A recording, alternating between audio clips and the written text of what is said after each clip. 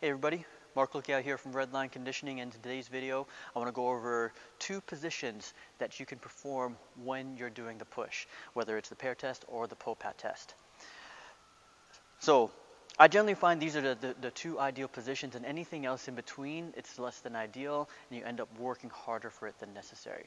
The first position that I always suggest, and I always try to get people to do as much as possible, is to actually be in tight to the machine, being close to it. Now, being close to it doesn't mean I'm going to be standing like this. I am still creating an angle with my body so that I use my legs to push.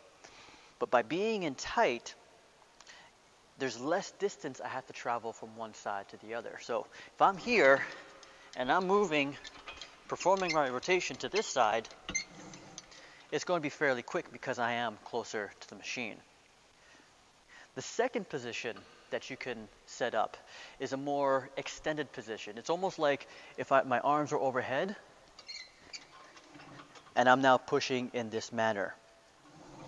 What that does is it gives you a lot more leverage, takes pressure off of your arms and upper body, and essentially just lets the legs do all the work to push it in. But there's pros and cons to both. And so for the first one, if I am in tight, as I already mentioned, the pro to this one is that there's less distance to travel from one side to the other. Therefore, you get through the push faster. The downside, though, is that it does require a little bit more upper body strength to be able to hold that position as you move one side to the other. In the second position, where I'm extended like so, the pro to this one is that it's again easier for the shoulders, easier on the arms. It lets me use my legs to be able to do the majority of the work.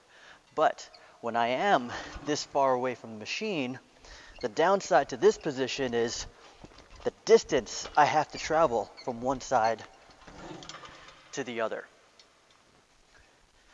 So if you are just learning the machine, sometimes being in this position is the best way to start because it teaches you how to use your legs to actually push in.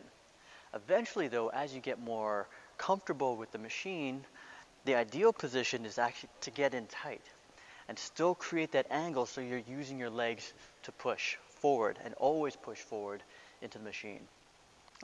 That's what I always try to do to get people for a faster time on the machine, is to learn getting in tight. But initially, sometimes when you're just needing to gain that comfort level, to gain the confidence of performing the push correctly, this is still not a bad position to be in. You just got to watch out that you do not lock your elbows, because there's always got to be some bend to it. And you also got to make sure, if you are in this extended position, that you don't start looking up like this.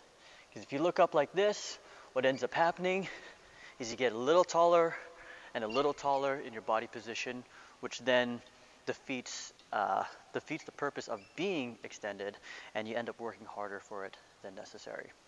All right.